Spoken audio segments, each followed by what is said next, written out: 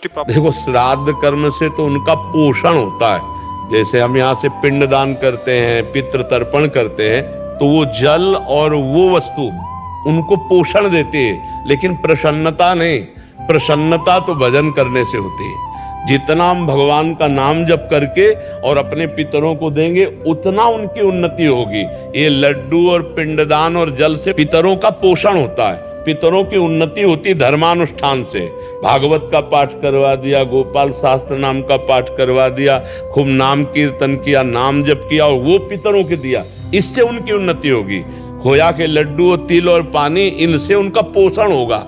जो हम देवताओं को पितरों को अर्पित करते हैं वही उनको प्राप्त होगा। तो ये पोषण की वस्तु है, इससे उनकी उन्नति नहीं होगी। वो अगर वो पितृलोक से परमात्मा लोक में जाना है तो उसके लिए ये अनुष्ठान काम करेंगे। भागवती का अनुष्ठान वो अपने पितरों को दिए जाते हैं, जिससे उनका परम मंगल होता है। समझ पा रहे आप?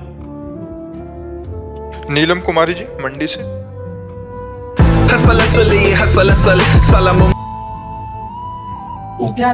राधे राधे महाराज जी।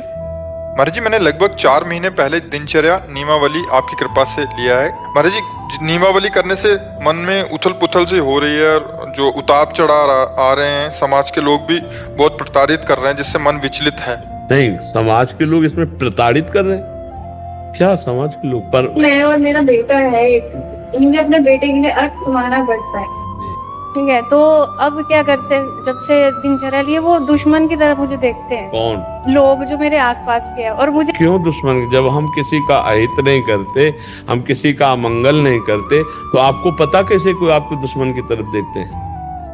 आपको कैसे पता? जहाँ मैं दुकान करती हूँ वहाँ पर वो टेबल लगा के जुआ खेलने लग जाते हैं। मुझे इरिटेशन होती है कि मैं परेशान हूँ। देखो, आपका स्त्री शरीर है, अगर आप कोई व्यापार आदि कर रहे हैं, कोई ऐसे कर रहा है, उद्दंडता कर रहा है, तो उसका भक्ति से संबंध नहीं। ऐसे उद्दंड लोग तो बिना भक्ति करने वालों को भी परेशान करते हैं, तो उसके लिए हमारी कानून व्यवस्था है। ऐसे कैसे कोई उपहास कर सकता है? वो मुझे बोलते हैं तू बहुत धर्मात्मा बनती है, जब मैं उसके अगेंस्ट बोलती बहुत धर्मात्मा। अच्छा बताओ, ये कोई बुरी बात है? अगर कोई किसी को कहे तो वो धर्मात्मा बनती है तो अच्छी बात है। लोग बोलते हैं यहाँ से इस लड़की को निकालो, ये तंत्र मंत्र करती है। तंत्र मंत्र करती है, लड़की को जब निकालो तंत्र हाँ, मंत्र। तो मुझे वो छोड़ देके निकलो यहाँ। मेरी बात सुनो, एक बार हमने एकांतिक में कहा था, किसी गृहस्थ में उसके पारिवारिक जन उसका भक्ति का विरोध करते हैं और वो भक्ति करना चाहते, तो हमने कहा बाहरी भक्ति का दिखावा मत करो।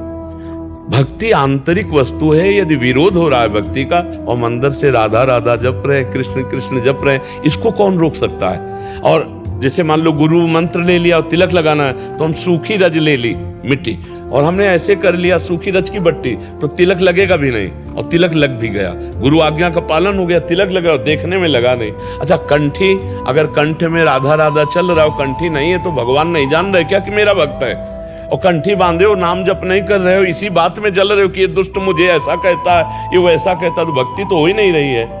तो हमें लगता है जहां ऐसा विषय हो वहां अपनी भक्ति को छुपा करके भक्ति करे, और जो संसार का व्यवहार है उसको ऐसे करे कि ऐसा लगे कि कोई खास बात नहीं है। नहीं तो मान लो भक्ति को तो कोई जानता नहीं, अब इस तरह से तुम्हें परेशान किया जाए कि तुम तंत्र मंत्र करते हो, तो तुम अंदर से असंतुष्ट हो जाओगे। तो हमें लगता है भक्ति गुप्त करनी चाहिए जहाँ ऐसी जगह हो भक्ति। या फिर जैसे मीरा और रत्नावती आदि जैसे उतर पड़ी, इस कोटि की भक्ति तो आपकी है नहीं। तो हमें लगता है दो में एक है, या तो अनन्य होकर मेरे तो गिरधर गोपाल दूसरों न कोई, अब मिट्टिया मेट करके दिखा, वो एक अलग, और उतनी शक्ति है नहीं तो फिर अपने को छुपा लेना चाहिए। बीच वाले में पिसना होगा, इसे छुपा लो, शांत रहो, ठीक है। बाहरी भक्ति हम नाटक क्यों दिखावें? 4 लोग हमको ऐसा कह रहे हैं, हम सहन नहीं। और अगर असली भक्ति आती